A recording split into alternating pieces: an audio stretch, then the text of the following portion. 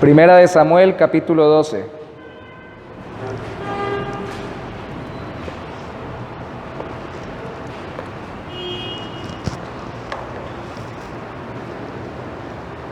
Vamos a leer Primera de Samuel, capítulo 12. Inicialmente solo vamos a leer el versículo 22.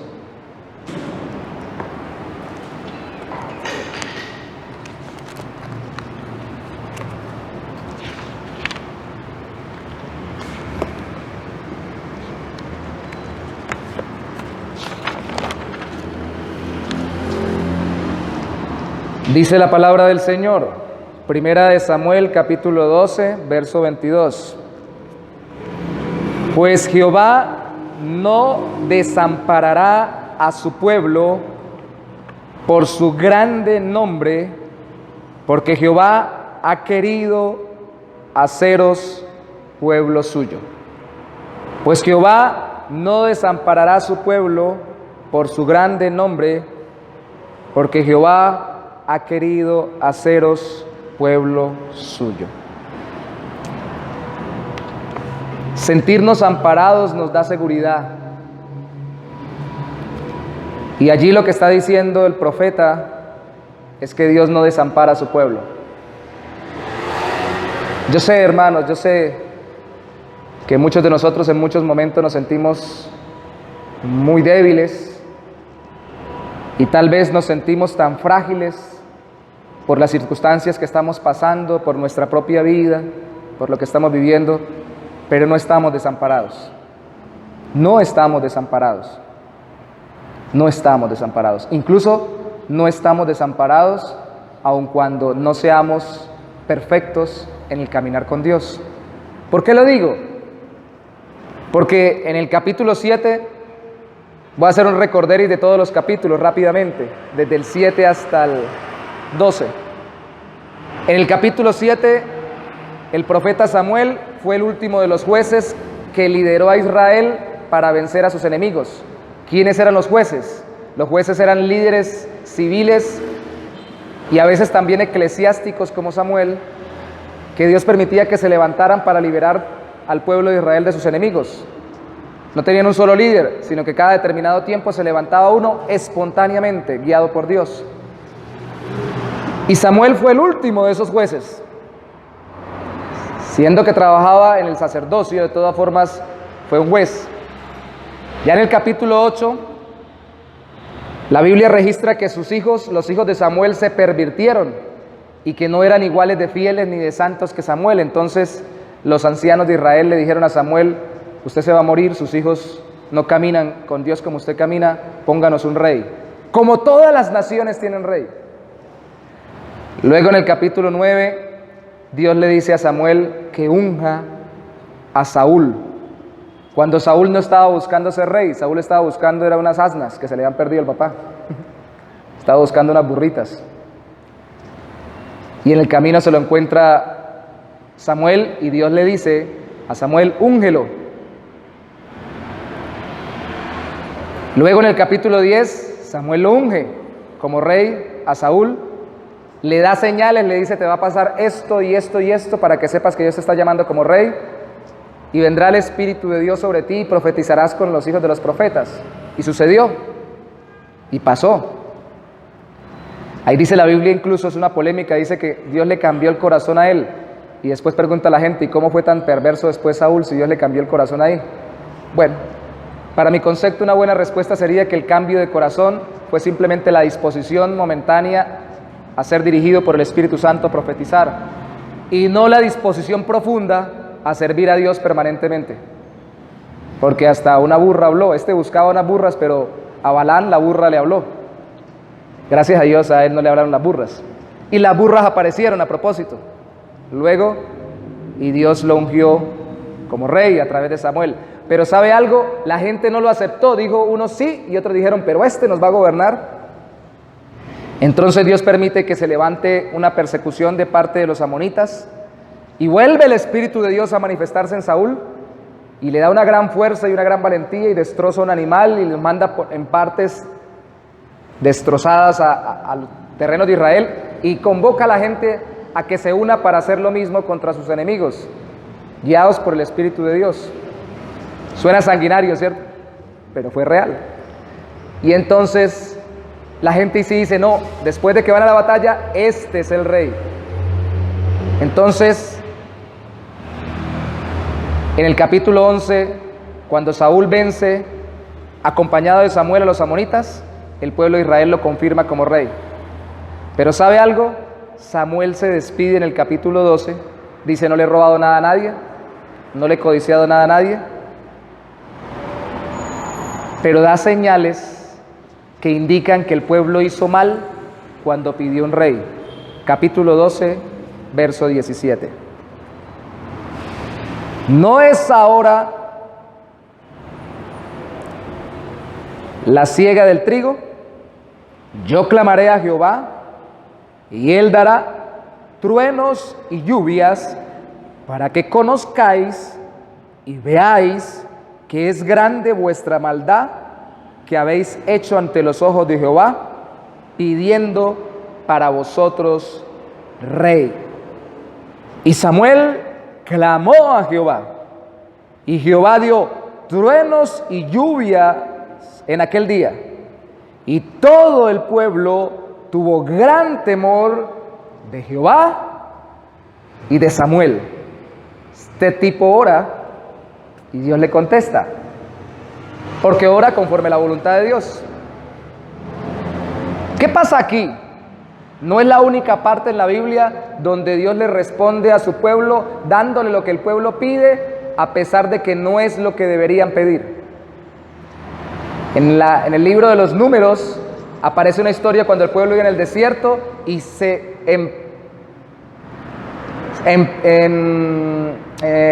empecinaron en pedir carne. Dios les estaba haciendo un milagro de mandarles maná del cielo, pan del cielo. Queremos carne. Entonces Dios contesta, pues les voy a dar carne hasta que se les salga por las narices.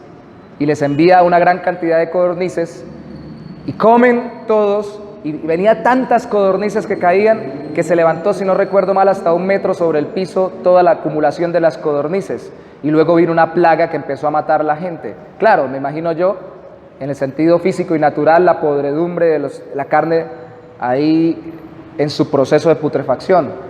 Y empezaron a enfermarse. Dios sabía que era lo que necesitaban, pero ellos empecinaron en pedir lo que se les antojaba. Y el pueblo de Israel, cuando pide rey, no lo pide porque quiere que Dios se glorifique por medio de ese rey. Pide, cuando usted lo mira en los textos anteriores, dice, para que tengamos un rey como todo el mundo tiene un rey. Queremos parecernos al mundo. A nosotros nos gobierna Dios, pero queremos que nos gobierne la gente como gobierna el mundo. Queremos hacer las cosas como el mundo quiere. Y como en Números, Dios les dice que sí. Samuel les había dicho que habían pecado antes, pero para sorpresa mía y de todos los que estemos leyendo la Biblia, a pesar de que lo dice correctamente, que Dios está indignado porque ellos pidieron rey, desechando a Dios como rey, de todas formas Dios le dice, úngeles un rey. Úngeles un rey. En medio de esto uno esperaría, no, pues que Dios los abandone porque sin vergüenza se ponen a pedir lo que no necesitan o lo que Dios no quiere darles. ¿Usted ha pedido algo que realmente Dios no quisiera darle y Dios se lo ha dado? Está lleno la Biblia de ejemplos. Pero hemos pedido a veces cosas y nos empecinamos en pedir a veces cosas que realmente no son lo que Dios ha planeado para nosotros. No está bien. Y aún sin embargo, como nada se sale del plan de Dios, Dios nos lo da con un propósito. Y en medio de todo esto es el texto que leemos en el versículo 22, que dice, leímos el 17 y el 18, leamos desde el 19 hasta el 22, dice, entonces dijo todo el pueblo a Samuel, ruega por tus siervos a Jehová tu Dios, para que no muramos, porque todos nuestros pecados a todos nuestros pecados hemos añadido este mal de pedir rey para nosotros. Y Samuel respondió al pueblo, yo esperaría que respondieran, teman porque les viene juicio, y no, dice, no temáis, vosotros habéis hecho todo este mal, pero con todo eso no os apartéis de en pos de Jehová, sino servidle con todo vuestro corazón. No os apartéis en pos de vanidades, que no aprovechan ni libran, porque son vanidades. Seguramente apuntaba a la idolatría de las naciones paganas, que tenían reyes e idolatraban sus reyes. Verso 22, pues Jehová no desamparará a su pueblo por su grande nombre, porque Jehová ha querido haceros pueblo suyo. La versión PDT, Palabra de Dios para Todos, dice: sin embargo, en el verso 22, el Señor no abandonará a su pueblo, porque a Él le agradó hacerlos su pueblo. Así que por amor a su nombre no los abandonará. La justificación es que Dios no abandona a su pueblo porque se ama a sí mismo, ama su nombre. Eso es lo que veremos hoy, el deleite de Dios en la fama o en la reputación de su nombre cuando elige y trata con los suyos. Piper dice lo siguiente sobre Dios, dice: Dios es un Dios cuyo compromiso con la causa de su pueblo se basa en sí mismo y no en su pueblo. La profundidad infinita que hay en Él, en Dios, que hay en Él mismo, es lo que alimenta su pasión por purificar y salvar a su pueblo. Y no toma nada de nuestra tierra superficial y poco profunda, porque si Dios se pone a mirar en nosotros las razones para continuar santificándonos y llevándonos al cielo, pues nos desecha, porque nosotros no tenemos mucho de dónde sacar. Somos superficiales, pocos profundos. ¿Qué hace Dios entonces para continuar tratando con nosotros? Elegirnos y luego sostenernos, pues se mira a sí mismo y mira su propia fama y su propio nombre. La palabra nombre se utiliza muchas veces en el Antiguo Testamento. Está en el ugarítico, en el acádico, en el arameo, connadon, en la misma palabra, y significa llamar a la existencia. Cuando la primera vez que se utiliza es decir que algo existe, cuando se utiliza es porque Dios pone a Adán a que le ponga nombres a los animales. Y lo que tiene nombre, existe, ¿cierto? Por eso lo que uno piensa cuando viene un niño en camino, lo primero que piensa uno, ¿qué es? ¿Qué nombre le ponemos? ¿Cierto? Se llamará Filomena Petronila. Lindo. ¿Qué nombre le ponemos? Algún nombre tienen que ponerle. Se llamará. Y como usted y como yo, los nombres en la Biblia muchas veces tienen significados de las circunstancias alrededor, del momento en que llegó el bebé, del deseo que tenemos que él viva en Dios en determinada área de su vida, determinadas actividades, y así colocaba los nombres. Pero algunos nombres eran tan lejanos de eso como Caleb, que viene de la raíz en hebreo de Keleb, y que Caleb de Keleb, y Keleb significa perro, y perro no era una buena cosa en medio del pueblo judío del Antiguo Testamento, o sea que casi que se llama perro, pero el hombre era un tremendo hombre de Dios. Caleb fue, junto con Josué, uno de los que entraron a la tierra prometida, que habían salido de Egipto después de 40 años. Entonces, como dijo alguna vez un predicador, hay gente que se llama Jesús y se comporta como el diablo, ¿cierto? ¿Cierto? No necesariamente el nombre quiere decir que sea así, que va a ser tremendo santo. Se puede llamar santo tal cosa y comportarse muy mal. Tampoco quiere decir que se llame Judas y se llama la gente, aunque hoy en día la mayoría no le pone Judas a sus hijos. ¿Cómo? Ni Caín. Judas Caín sería una combinación curiosa. Como se quitaron los apellidos los alemanes, bueno, aunque era austríaco, los apellidos Hitler se lo fueron cambiando precisamente por el estigma que está detrás del apellido. Entonces todo el que se llame Hitler pareciera que fuera un dictador y que nos fuera a exterminar a todos. Entonces se generan impactos emocionales en la gente con respecto a determinados nombres, pero eso no quiere decir exactamente que la persona tenga que ser lo que el nombre dice. A veces hay agüeros con respecto a eso. Yo me llamo Yorley Aleiro, do Brasil. Aleiro Parra Rúa. ¿Qué significa? No sé. Yo encuentro significado en el Señor. Sé de la historia por la cual me colocaron el nombre, pero el hecho de que Dios tenga nombre significa que Dios existe. Cada título de Dios significa algún aspecto de su carácter, pero aquí está haciendo énfasis, algunas traducciones, algunas Biblias lo traducen como su amor a su nombre, no, sino amor a su reputación. Cuando se le da nombre a algo, significa que se está haciendo famoso o que se está dando a conocer. Entonces su reputación, la reputación de Dios, fundamenta la elección de los suyos. El gozo de Dios en darse a conocer le hace gozarse en elegir personas.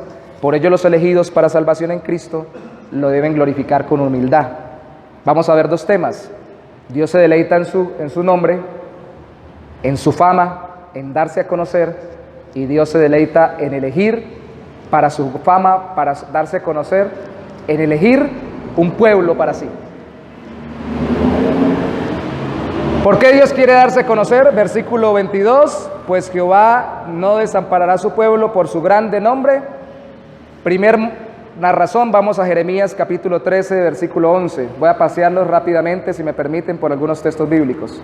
Jeremías capítulo 13, versículo 11. ¿Cuál es el motivo para que Dios se deleite en su gran nombre? El primer motivo para que Dios promueva su reputación, o más bien, el promover su reputación es el motivo para que Dios forme su pueblo. El promover su fama es el motivo para que Dios arme un pueblo. Jeremías capítulo 13, versículo 11 dice: porque como el cinto se junta a los lomos del hombre, así se juntara a mí toda la casa de Israel. Es decir, traje a toda esta gente para que fuera mi pueblo. Y toda la casa de Judá, Jeremías 13:11. Dice Jehová, para que me fuesen por pueblo y por fama. Yo tengo un pueblo porque quiero darme a conocer al mundo. Fama es renombre. Por alabanza y por honra. Lastimosamente dice después, pero no escucharon. Las naciones no escucharon y el mismo pueblo de Dios no entendió que era la fama de Dios la que Dios quería promover a través de ellos y no la fama de ellos.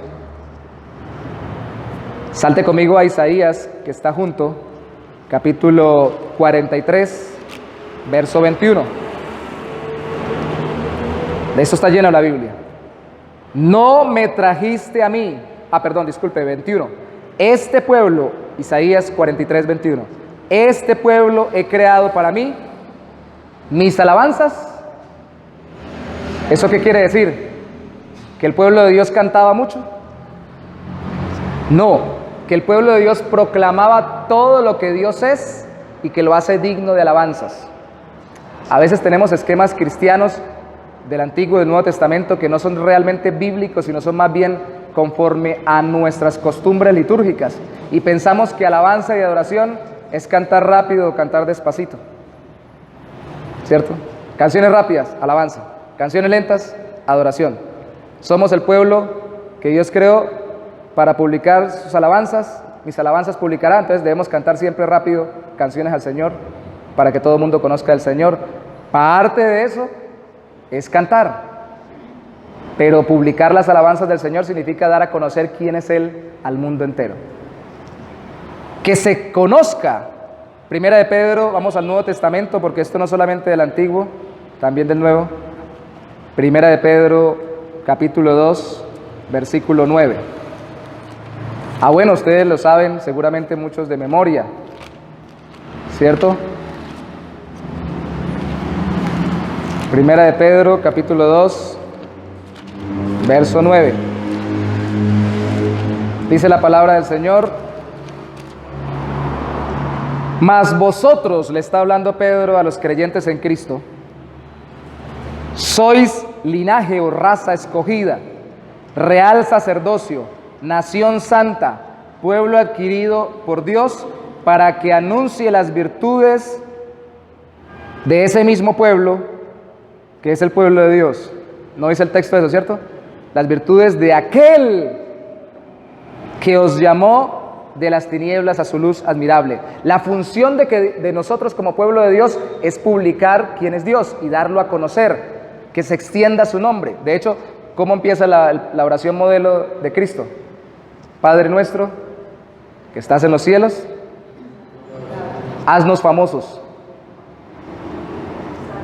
Santificado sea, que tú seas conocido por muchas personas como lo santo que eres, lo puro que eres, lo glorioso que eres, que las personas te conozcan y te atesoren en su corazón y sean apartadas para ti. Que te conozcan, Señor, Entonces, su reputación es el motivo de que forme su pueblo. Su reputación es el motivo para lo que Cristo hizo en la cruz. Ahí está cerquita usted de Primera de Juan, capítulo 1, versículo 9. Ahí está la base del Evangelio, vista desde la gloria del nombre de Dios. Primera de Juan, capítulo 1, versículo 9, dice: si confesamos nuestros pecados, le está hablando a creyentes, Él, Dios, es fiel y justo para perdonar nuestros pecados y limpiarnos de toda maldad. Esto quiere decir que entonces Dios es justo perdonando nuestros pecados porque merecemos que nos perdone los pecados, porque tiene que perdonarme los pecados. ¿Dónde está su fidelidad y justicia? ¿Es fidelidad y justicia para conmigo que se conmisera de mí mismo? ¿O es fidelidad y justicia para con su nombre glorioso que se exhibió, que se dio, se publicó, para con su fama, para con sus atributos que se dieron a conocer por medio de la obra principalmente de Jesucristo? Mire lo que sigue diciendo: si decimos que no hemos pecado, le hacemos a Él mentiroso, y su palabra no está en nosotros. Hijitos míos, estas cosas os escribo para que no pequéis, y si alguno hubiere pecado, abogado tenemos para con el Padre, a Jesucristo el justo, y Él es la propiciación por nuestros pecados, y no solamente por los nuestros, sino también por los de todo el mundo, todos aquellos que crean en Él, de toda raza, de toda tribu, lengua, nación. Entonces fíjense que el que es justo es, versículo 2, al final, Jesucristo.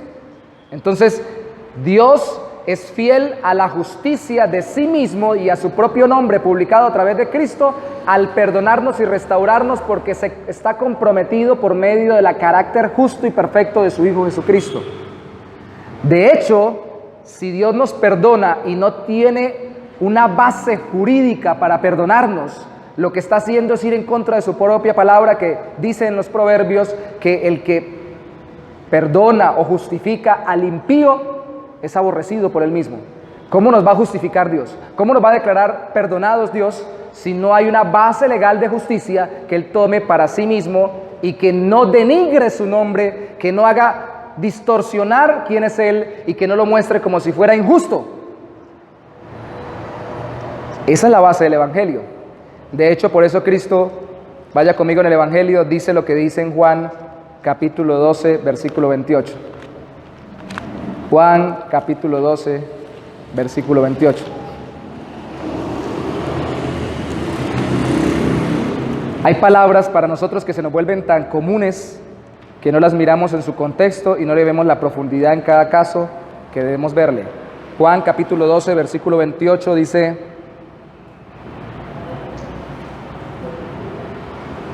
Padre, leámoslo desde el 27. Ahora está turbada mi alma, está hablando Cristo. ¿Y qué diré? Padre, sálvame de esta hora. Mas para esto he llegado a esta hora, para morir en la cruz. Y el verso 28 dice algo que pareciera muy raro: Padre, glorifica tu nombre. Publica quién tú eres de glorioso. Glorifica tu nombre. Entonces vino una voz desde el cielo: lo he glorificado y lo glorificaré otra vez. A través de lo que vas a hacer, hijo, está diciendo el Padre, yo voy a mostrar mis atributos de una forma maravillosa para que el mundo conozca no solamente qué tan tremendamente grande es mi gracia y mi misericordia para perdonar, sino que también qué tremendamente grande y gloriosa es mi justicia para castigar el pecado, porque Cristo fue castigado para perdonarnos nuestros pecados. Y está glorificando a Dios. Usted nunca había leído ese texto y pensado por qué dice Cristo que glorifica tu nombre cuando lo que van a hacer es crucificarlo, porque va a ser publicado y dado a conocer todo lo que Dios es a través de la obra gloriosa de Jesucristo. Dios glorificó, o fue glorificado más bien, o fue exaltado su nombre por medio de la obra de Cristo en la cruz. Déjeme hacer una pequeña aplicación aquí muy sencillita. A veces nosotros pensamos que solo glorificamos a Dios cuando las circunstancias son suaves para nosotros o buenas para nosotros. Entonces, si yo no tengo enfermedades, estoy glorificando a Dios con mi sanidad. Si no tengo deudas, estoy glorificando a Dios con mi buena administración. Si no tengo ninguna clase de problema con nadie, estoy glorificando a Dios con mi capacidad de andar en paz con los demás. Y puede ser que sí, si eso lo está haciendo para la gloria de Él y para publicar quién es Él, lleno de perdón, lleno de paz, lleno de sabiduría para ministrar y todo lo demás. Pero entonces cuando tengo deudas, ¿cómo lo glorifico? Y cuando estoy enfermo, ¿cómo lo glorifico? Y cuando tengo un conflicto que yo no me busqué, pero lo tengo, ¿cómo lo glorifico? ¿Cómo lo glorifico cuando me van a clavar en una cruz? Pensaríamos nosotros de Cristo, pues exhibiendo su carácter. De hecho, cuando Cristo lo estaban crucificando, una de las cosas que muestra el carácter de Dios en Él es que dice: Padre, perdónalos, porque no saben lo que hacen. ¿Cierto? Y usted está siendo perseguido y usted no glorifica a Dios diciendo: Señor, llévatelo o te lo mando, como oran algunos hermanos. Acaba con él. Hay salmos de imprecación pidiendo que Dios haga justicia, pero es porque el salmista se gozaba en la justicia antes que en la venganza personal, en la justicia de Dios, y a veces nosotros queremos hacer nuestra propia venganza personal. ¿Qué dijo Cristo y qué nos enseñó? Oren por sus enemigos. Muestren en las circunstancias más difíciles que pueden glorificar el nombre de Dios, porque no ha habido una circunstancia más dura para glorificar a Dios que morir bajo el peso de la culpa por nuestros pecados, bajo la ira de Dios, en una cruz por todas las personas que irían a ser salvas. Y eso fue lo que sufrió Cristo. Ese es el Evangelio. Y todo para glorificar el nombre de Dios. Todo para publicar su gran nombre. Entonces es el motivo de que forme un pueblo. Su reputación o su nombre es motivo de que Cristo haya pasado por la cruz. De hecho, vaya conmigo a los salmos para tocar dos de ellos. Salmo 25:11. En el Salmo 25:11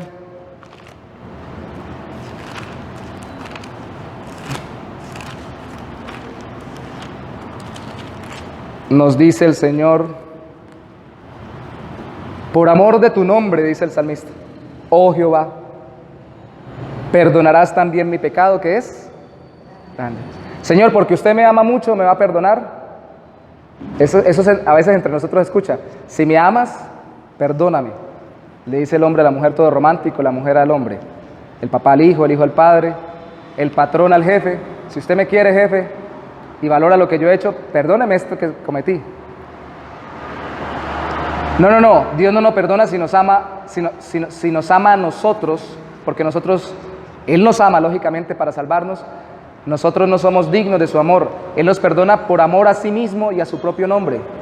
Y esto se repite mucho en todo el Antiguo Testamento. Daniel lo dice en el capítulo 9, los profetas, los salmistas, cuando oran, Señor, perdónanos, respóndenos, contéstanos, provéenos, líbranos, sálvanos, por amor de tu nombre. Por cuanto tú amas y te deleitas en mostrar cómo perdonas, perdónanos. Si decimos eso a una persona es hacerlo vanidoso. Si le decimos eso a Dios es mostrarlo glorioso, porque Él es así. Si yo le digo a alguien, eso es acicalarlo, ¿no? Pegarle una pulidita. Usted que es tan buena gente, usted que es tan buena persona, usted que es tan amable, usted que es tan gentil, páseme esta. Ahí le estoy pegando una cepillada para que me pase por alto la ofensa. Y seguramente lo va a hacer llenar de orgullo, porque él, aunque puede que tenga muchos buenos atributos, es un ser humano finito. Dios hace que su nombre sea glorificado cuando nos perdona por medio de Cristo. Y mire el capítulo 23, que usted lo conoce, Salmo 23, el verso 3 dice: confortará mi alma, me guiará el buen pastor, Dios, por senda de justicia, por amor de su. Entonces yo obedezco no para hacerme famoso, sino cuando yo soy guiado por Dios a través de senda de justicia, que quiere decir en caminos rectos conforme a su voluntad, es para que Dios sea glorioso. Mi obediencia también se ve en Colosenses capítulo 3, versículo 17, Nuevo Testamento. Necesito que llene su mente y su corazón con el hecho de que Dios todo lo hace para dar a conocer lo glorioso de su nombre. A Él le encanta, le fascina, Él ama glorificar su nombre a través de un pueblo que escoge, a través de perdonar por medio de Cristo. Lo hizo a través de Cristo y a través de la obediencia del pueblo. Lo trataremos luego también en una en un mensaje, la obediencia de aquellos que creen en Cristo. Colosenses capítulo 3, versículo 17 dice, todo lo cual, Colosenses 3, perdón, 17, y todo lo que hacéis, sea de palabra o de hecho, hacerlo todo en el nombre del Señor Jesús, dando gracias a Dios Padre por medio de Él. ¿Qué quiere decir eso? Yo voy a comer, digo, voy a comer en el nombre de Jesús. Yo voy a caminar en el nombre de Jesús. Voy a trabajar, digo, voy a trabajar en el nombre de Jesús. Y cada vez que oro tengo que decir en el nombre de Jesús. Entonces alguien me dirá, ¿pero usted afín es bautista o es de los pentecostales unidos que todo lo hacen en el nombre de Jesús? Pareciera, y es otra cosa que también se nos ve, me pareciera una mara, un agüero, como cuando dicen abra cadabra, patas de cabra, como ábrete sésamo, cosas por el estilo. Digan el nombre de Jesús y eso le sale, como cuando le dan la varita mágica de las películas de los hechiceros y todo lo demás. Usted pegue 2 toques, 3 toques y ya le sale. Y usted termine orando. Nunca termine de orar sin decir en el nombre de Jesús, o nunca vaya a hacer nada sin decir en el nombre de Jesús. Eso no es un agüero, eso es una convicción profunda de que todo lo que hagamos, sea de palabra o de pensamiento, sea para dar a conocer quién es Dios y para que su nombre sea publicado y específicamente que sea conocido Cristo a través de nosotros. Que todo lo que hagamos sea para que la gente conozca a Cristo. Porque Él ama que todo lo hagamos para Él. No que nosotros seamos conocidos, sino que Él sea conocido. Que Él sea conocido. El problema es que, como dijo alguna vez un predicador en la iglesia donde nosotros comenzamos, en el Señor, nos bautizamos en el 96. En estos días con las entrevistas del IVIVA la gente pregunta, ¿y usted cuánto tiene de convertido? ¿Y cuánto tiene de pastor? Y todo lo demás, preguntan, ¿no? Recordaba ese contexto, y en ese contexto el que lideraba en ese entonces decía, nosotros somos como la escoba, somos instrumentos del Señor. El Señor nos toma como tomamos la escobita y barremos. Y usted llega y pone la escoba y la deja en el rinconcito. Y si la escoba empieza a decir, uy, qué bien barro, qué bien me quedó el piso, empieza a ignorar que ella es solo un instrumento para la gloria de aquel que la usó. Cuando a nosotros nos reconocen algo, es para que Cristo sea conocido. Por eso también se volvió de moda decir, uy, qué bien lo ha hecho. Entonces uno dice, para la gloria del Señor. Todo buen evangélico, bien entrenado, dice, sí, quedó bien para la gloria de Dios. Entonces tengo un pastor amigo en Cúcuta que dice, eso se volvió tan cliché que la verdad suena más bien como si la persona dijera, para la gloria de Dios y para mí un poquito. Y para mí también, porque ya lo decimos automáticamente. Y todos luchamos para no llevarnos la gloria cuando Dios nos usa. Cuando bajaba el predicador Spurgeon, que es uno de mis predicadores favoritos de la historia, una vez dio el púlpito, una hermana se le acercó y le dijo, qué bien lo hizo, pastor. Qué bueno, algo así le dijo. Y él le dijo, gracias, hermana, el diablo me dijo lo mismo mientras bajaba las escaleras. Le dijo él, ya yo estaba siendo tentado a enorgullecerme por lo bien que lo hizo. ¿Eso quiere decir que no podemos reconocer cuando alguien lo hace bien? Sí. Es más, debemos hacerlo porque así damos gloria a Dios reconociendo lo que está haciendo a través del hermano o de la hermana. Debemos reconocerlo. Pero el hermano y la hermana tienen que lidiar, como usted y como yo, con el orgullo personal y llevarlo a los pies de Cristo. Dijo David en uno de sus salmos, Señor, presérvame de mi soberbia, yo sé que soy orgulloso. Y a mí me asusta cuando alguien dice, yo sí soy humilde. ¿Qué problema? A mí sí, la verdad, la humildad es lo mío. Complicado, ¿no? Porque quiere decir que se están enorgulleciendo de su propia humildad. Dijo alguien alguna vez, explicaba, uno no se hace humilde buscando ser humilde, uno se hace humilde matando su orgullo. Porque mientras uno más busca la humildad, lo que hace es enorgullecerse de ser humilde, pero mientras uno mata su orgullo y lo combate, se vuelve cada vez más humilde, porque para ser humilde hay que humillarse bajo la gloria de Dios. Y déjeme ir por favor a Romanos capítulo 1, que está cerquita ahí, versículo 5. Tratamos 2 textos y les prometo que los otros 2 puntos que nos quedan van a ser más rápidos porque esta era la base doctrinal. Romanos capítulo 1, versículo 5. Dice, y por quien recibimos la gracia, por Jesucristo, recibimos la gracia y el apostolado, Pablo y los apóstoles, para la obediencia a la fe en todas las naciones por amor de su nombre. Es decir, para predicar y que por amor de su nombre en todas las naciones sea conocido. Eso habla de misiones, eso habla de predicar el evangelio. En el capítulo 15, allá al final de Romanos, usted ve al apóstol Pablo terminando con lo mismo, con el mismo tema, versículo 20. Y de esta manera, Romanos 15, 20, me esforcé a predicar el evangelio no donde Cristo ya hubiese sido nombrado. ¿Qué quiere decir nombrado? Es reconocido como existente y reconocido como Salvador y glorificado a través de la entrega a Él.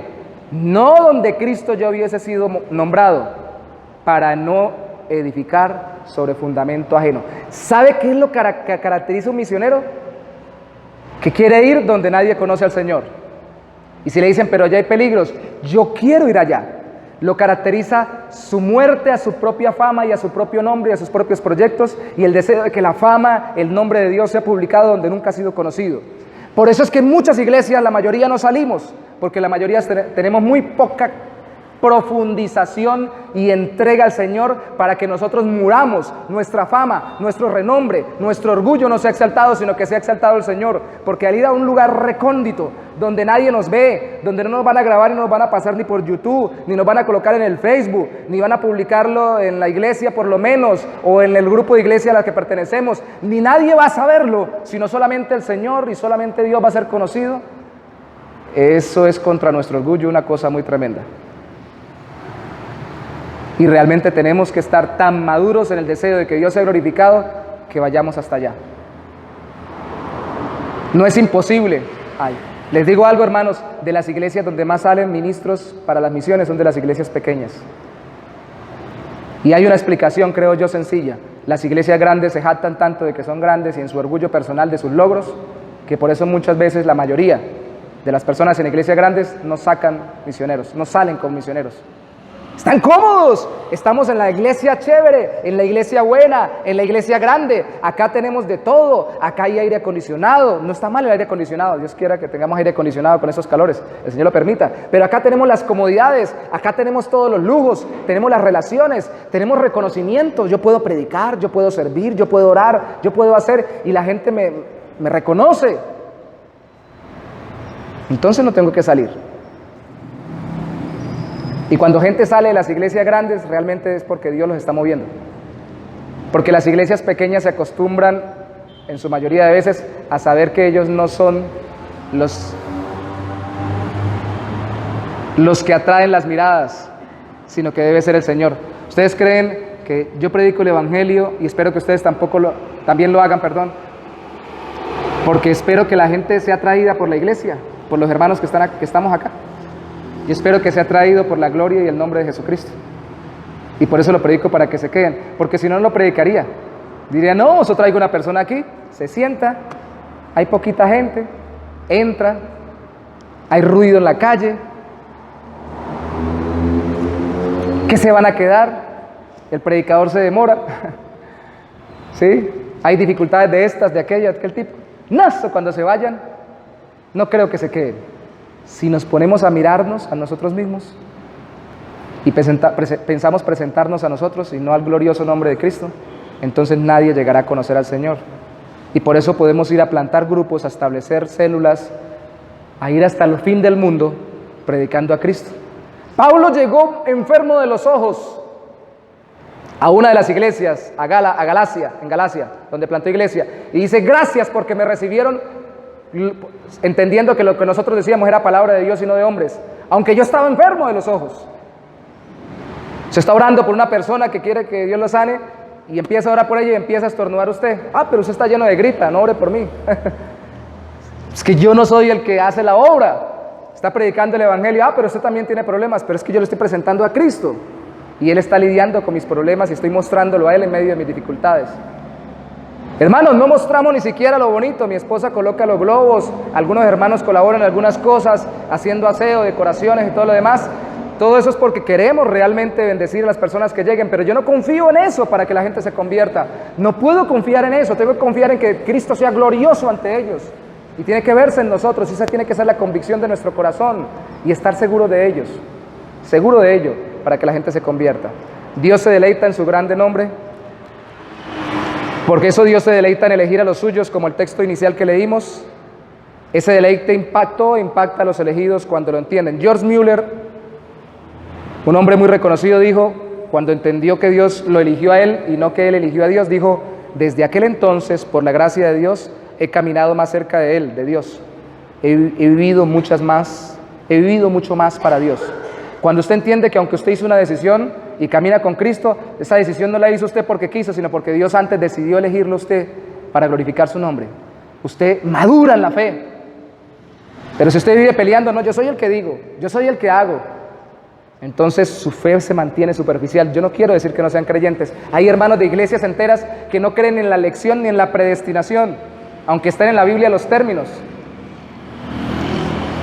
Pero sencillamente es porque quieren aferrarse a sus propios intentos humanos. Y no quiero decir que no sean hermanos, porque pueden estar confiando en Cristo para salvación, pero al mismo tiempo no profundizan en su fe viendo que Cristo los salvó porque Él los eligió y no ellos a Cristo.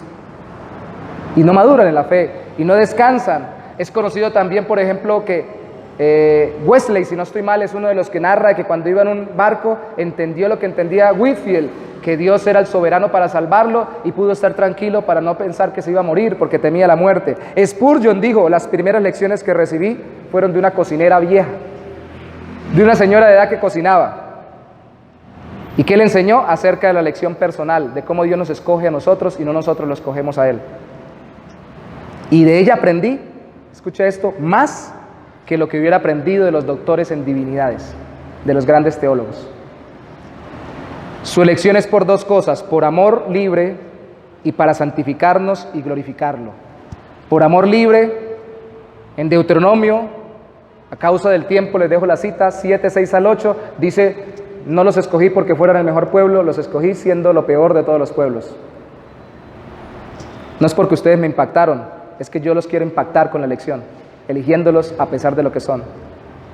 En Romanos 9 dice que en capítulo 10 al 13, sobre todo en el capítulo 9, versículo 10 al 13, en el versículo 13 dice: a Jacob amé, mas a Esaú aborrecí. Y eso a mucha gente le despeluca y le tira los cabellos en muchas congregaciones. Dice: ¿cómo va a aborrecer a ese pobre hombre? Y dice el texto: no habían hecho ni bueno ni malo. Es libre porque Dios no está sujeto a lo que la persona es. Él ama libremente a quien Él quiera. Claro, ama a todos con su amor de sustento, de general, de mantenerlos, de darles vida, pero ama especialmente para salvar en Cristo a aquellos que ellos les pone el ojo. Desde la eternidad se los puso, de acuerdo a la Biblia, para salvarlos cuando vinieron a esta tierra. Él escoge a quien quiere, su amor es libre, no está condicionado. Por eso dice: a Jacob amé, mas a Esaú aborrecí. Y ese aborrecí no quiere decir que lo condenó, porque le dio muchas cosas en esta tierra. Quiere decir: a Esaú no amé como amé a Jacob, con un amor especial para hacerlo mi pueblo, al pueblo de Israel. En Juan capítulo 5, en el verso 40, el Señor Jesús le dice: no queréis venir a mí, le dice a los fariseos, ustedes no quieren venir a mí. Pero en el capítulo 6, versículo 44 dice que nadie puede venir a mí si el Padre no lo trajere. Le dice a los fariseos: ustedes no quieren que yo los salve y no vienen a mí, pero resulta que vienen a mí si el Padre los trae. La gente vive resistiéndose a no escoger a Dios y a no caminar con Dios, pero Dios vence esa resistencia cuando, por el amor libre que Él ha determinado desde la antigüedad de los tiempos, ejerce un rompimiento, un quiebre de esa resistencia en el corazón de las personas por obra del Espíritu Santo, y los convence de pecado, de justicia y de juicio, de tal forma de que prima la elección de Dios sobre la elección humana. En las tarjeticas de la DBC todavía se llena cuántas decisiones de fe se hicieron, ¿cierto? Y la verdad es que yo prefiero el término profesión, porque profesa haber creído, pero la verdad es que sí decidimos, pero nuestra decisión no es en base a nuestras propias capacidades de decidir, porque si decidimos en nuestra naturaleza pecaminosa, decidimos alejarnos de Dios. Eso fue lo que hizo Adán y Eva. Llegó Dios, escondámonos, alejémonos de Él por el pecado. Nos acercamos a Él cuando Dios vence la resistencia de nuestro corazón, cuando nos ha elegido para salvación en Cristo. Déjeme decirle algo, de tal forma que esta iglesia Bautista el Buen Pastor, les he dicho a los hermanos que van a enseñar en el IVIVA y los que se han inscrito, preferimos llamarla una iglesia bautista particular.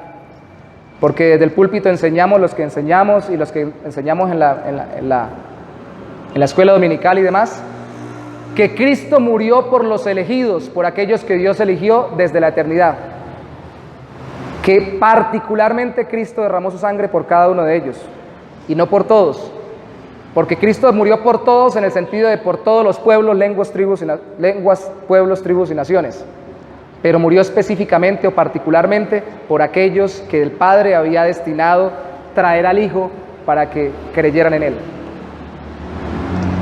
¿Sí me explico? Por eso nos llamamos bautistas particulares.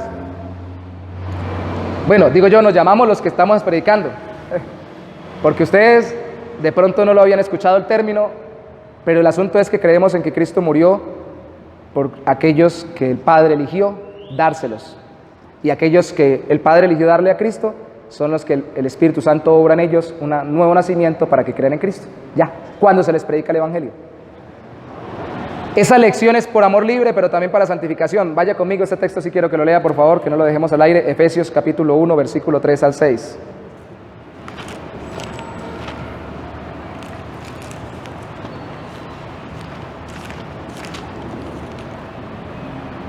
Quería que viéramos la lección junto con la fama o el nombre de Dios, que Dios se deleita en hacer ambas cosas, publicar su nombre, elegir a su pueblo, para que viéramos la conexión. Sé que es un tema denso, pero miremos en el capítulo 1, versículo 3, dice: bendito sea el Dios y Padre de nuestro Señor Jesucristo, que nos bendijo con toda bendición espiritual en los lugares celestiales en Cristo, según lo escogimos, según nos escogió en Él, hace poquito, antes de la fundación del mundo, para que fuésemos, ¿qué? Santos y sin mancha delante de Él. Primer propósito, es por amor libre, pero es para santificarnos. Y hay personas que pelean: ¿y por qué Dios no me escoge a mí? A ver, que me elija a mí, que me escoja a mí. Entonces uno le pregunta: ¿y usted quiere que Dios lo santifique? ¿Quiere que Dios lo haga cada día más como Él? ¿Que lo aleje de toda aquella cosa que le gusta, que no es conforme a la voluntad de Él? Ah, no. Que Dios me escoja a mí, pero yo sigo siendo como yo quiera. Es que la elección es por amor libre de Dios, pero es para santificar o cambiar el corazón. Y la mayoría de gente pelean como a veces nosotros peleamos por cosas que realmente no queremos recibir. ¿Y a mí por qué no me dan? ¿Y a mí por qué no me ponen? ¿Y a mí por qué no me colaboran como ponen, dan o colaboran con otro? Decimos a veces en lo natural, y la gente llega a atreverse a decirlo también en la salvación eterna. ¿Y a mí por qué Dios no me salva? Que me salve a mí, a ver, que me escoja a mí que yo no quiero a Dios. Pero usted realmente quiere que Dios le dé amor por Él y por su santidad. Ah, no quiero. ¿Por qué pelea por lo que no quiere? Si Dios lo condena justamente porque usted aborrece a Dios y a su voluntad. Para ser santos y elegidos para glorificar su grande nombre, para santificación. Verso 5: en amor, habiéndonos predestinado para ser adoptados hijos suyos por medio de Jesucristo, según el afecto de su voluntad, porque Él quiso, para alabanza de la gloria de su gracia, con la cual nos hizo aceptos en el amado, para mostrar qué tan grande y qué tan maravillosa es su gracia, qué tan hermosa es su gracia. Hermanos, no mostramos lo buenos que somos, sino lo glorioso que es Dios en su gracia. ¿Qué resultado trae esto? Lo dije al final, léalo en su casa por favor, del capítulo 12 de Samuel, del versículo 23 al 25. Samuel dice: el pueblo, Dios no los va a desechar, yo voy a orar por ustedes y los voy a instruir para que sigan caminando con Él. A pesar de que ustedes han desobedecido, sepan que Dios, por amor a su fama, no los va a abandonar. Por amor a la elección, porque los escogió Él, a lo que Él escoge libremente, no los va a desechar, no los va a abandonar porque los escogió. Así que yo voy a orar por ustedes y los voy a instruir, a pesar de que son tercos y cabezones y hacen las cosas como no debieron. Le está diciendo. Ese es el corazón pastoral, ese es el corazón ministerial de cada creyente cuando está discipulando a alguien. Y usted está discipulando a alguien o aconsejando a alguien y le dice: hermano o hermana, ya Dios me está tratando en esta área, pero volví a cometer el pecado otra vez. Caí. Entonces, ¿yo no le había dicho ya? No, usted tiene que decirle: no abandone más al Señor. Si el Señor lo ha escogido para salvación en Cristo, Él no lo va a desamparar. Yo voy a orar por usted como Samuel oró por el pueblo tremendamente terco que tenía, y voy a enseñarle conforme la palabra de Dios y no lo voy a abandonar. Humildemente me voy a humillar a hacerlo, porque en nuestro orgullo no queremos hacerlo con personas que no quieren servir al Señor para nuestro concepto, pero que realmente sí son de Dios. Voy a humillarme a hacerlo cuando mi orgullo me dice que no le ayude más, para su gloria, para que Dios sea glorificado a través de su vida. Y voy a servirle a Dios con gratitud humildemente, porque si no le servimos humildemente con gratitud, Dios nos disciplinará. Con todo y rey, le dijo el pueblo de Israel, a ustedes con todo y rey, Dios les va a traer las consecuencias. Al final del capítulo 2. El saberme elegido para la gloria de Dios me humilla, pero a la vez me consuela y me anima a predicar el Evangelio, sabiendo que Dios añadirá a los que han de ser salvos en Cristo. Por todo Hechos de los Apóstoles, la elección era un consuelo. Pastor, y si Dios sabe a quién va a elegir, ¿para qué predicamos? Que mírele a ver cómo hace. No. El que elige la gente, también elige la forma como la gente viene a Él. Y eligió que sea a través de la predicación de nosotros, sus hijos. Y es tan hermoso porque el que elige la gente, aunque nosotros prediquemos a toda la gente que no sabemos si son o no elegidos para ser salvos en Cristo, como Él ha elegido, alguno se salvará. Y podemos tener la seguridad de que uno o muchos, de acuerdo a su voluntad y a su tiempo, si es un tiempo de avivamiento, se convertirán. Hermanos, hemos ido a Colorados. Este sábado, cuento algo rapidito. Yo vi poquitos niños, ¿cierto, Álvaro? Este sábado vimos poquitos niños, ¿cierto? Carlos, también. Hay tiempos en que uno dice, uno viene predicando y trabajando, ya venían 25, 30 niños y este sábado vinieron apenas tantos, o tenemos tantos hogares y apenas hay tantos. No debemos desanimarnos. ¿Por qué? Porque la obra la hace el Señor y la gloria es para su nombre.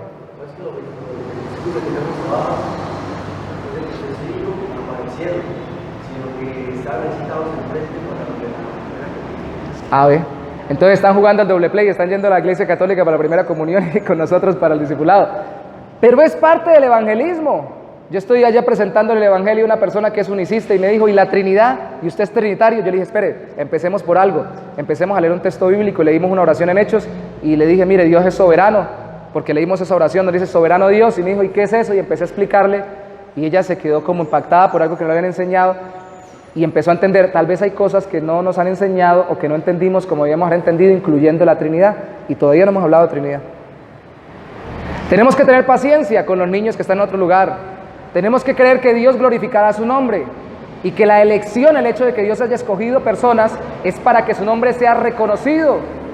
Y vuelvo y cito a Spurgeon, él dijo, ustedes me dicen que hay un pueblo donde nadie se ha convertido, déjenme ir a ese pueblo, dijo Spurgeon una vez en una predicación, porque como Dios ha elegido para salvación a personas desde la eternidad, por lo menos uno, déjenme entregar mi vida, déjenme entregarme todo por entero allá en ese pueblo y al menos uno se salvará. Pero déjeme ir, porque es de todo pueblo, lengua, tribu y nación. Y puede que tal vez me desgaste toda mi vida, pero alguno se salvará. Entonces podemos saber que Dios sí dará frutos y que definitivamente lo que hacemos producirá frutos para su gloria. Siempre animémonos con eso, porque Dios quiere que su nombre sea conocido y que Él sea publicado. Le encanta y en ese negocio estamos metidos. Póngase sobre sus pies, por favor, conmigo en esta mañana. Señor, te damos gracias en esta mañana porque entendemos, mi Rey, por tu palabra, que a ti te ha placido glorificar tu nombre con nosotros y a través de nosotros, en nosotros y por medio de nuestra obediencia y de nuestro servicio a ti. Luchamos, oh Santo Señor, cuando tenemos dificultad con nuestros sentimientos de desamparo. Pensamos, oh Santo Señor, que estamos indefensos frente a lo que estamos viviendo. Y especialmente cuando elaboramos tu obra o cuando desarrollamos tu obra, oramos por las personas, presentamos el Evangelio, les servimos, los acompañamos, pareciera que ninguno se convierte, Señor, pareciera que ninguno se fuera a convertir. Ayúdanos a recordar que no es nuestra gloria lo que nos debe animar, sino tu gloria, y que tú estás comprometido con glorificar tu nombre, en todo tiempo, en todo pueblo, en toda lengua, en toda tribu, en toda nación. Y en todo lugar, tú nos permitirás ver cómo los que has escogido se convierten a tu nombre. Y te glorifican, Señor, con sus vidas. Cuando nos reunimos hoy, Señor, Nos reunimos más que a exaltar nuestros egos o alabarnos a nosotros o reconocer lo que hacemos. Nos reunimos a regocijarnos en ti, en tu nombre y en lo que tú haces. Queremos verte brillando para salir esta semana entusiasmados con tu gloria, desentusiasmados con nuestra gloria y nuestro propio orgullo, y total y absolutamente entregados a glorificarte a ti en todo lo que hacemos, todo hacerlo en tu nombre. Señor, sea que hablemos, sea que pensemos, sea que hagamos lo que hagamos en la vida personal, familiar, laboral o ministerial, sea con una persona o con miles, todo lo hagamos para que tú seas conocido. Ayúdanos a ser conscientes de ello, Señor, y ayúdanos a llevar tu nombre, que tu nombre se extienda. Perdónanos cuando hemos pensado más en nuestro propio nombre, Iglesia Bautista el Buen Pastor, creyente fulanito de tal, pensando si me vieran teniendo esto o haciendo aquello, ahí sí se convertirían. O pensamos si la iglesia tuviera esto, tuviera aquello, ahí sí se convertirían. No, no, no. Tanto tu iglesia como nosotros, cada uno, Señor, presentamos al que tiene esto y aquello, al que es gloriosamente justo y misericordioso, al que tiene una gloriosa y maravillosa gracia y una gloriosa y maravillosa justicia y la exhibe completa a través de Jesucristo, y a ese es al que predicamos, y eso es suficiente para que la gente se convierta, que entendamos, oh Santo Señor, que el poder de salvación está en Cristo y que la obra de tu Espíritu Santo, reverentemente Espíritu de Dios, haznos entender. Yo quisiera pedirte, como pidió aquel profeta para su siervo, ábrenos los ojos. Aquel momento el siervo le abriste los ojos y vio la multitud de ángeles. Ábrenos los ojos para que podamos ver cuán gloriosa es tu persona, Señor, y la persona de nuestro Salvador. Cuán glorioso y cuán grande eres tú, y cuánto deseas, amas, te deleitas en escogernos para que tú seas conocido y que publiquemos tu nombre. Y entonces vayamos entusiasmados esta semana a predicar, a orar por las personas, a pensar en aquellos que te necesitan, y aunque aún no les prediquemos el Evangelio, nos acerquemos a ellos y les compartamos tu palabra, a disfrutar lo que hacemos en nuestro trabajo porque te estamos reflejando a ti, y en nuestras vidas personales y familiares, y a darte en todo la gloria, Señor, para que tú seas exaltado, Señor. No en vano dijo el salmista: no a nosotros, Señor, no a nosotros, a tu nombre sea la gloria.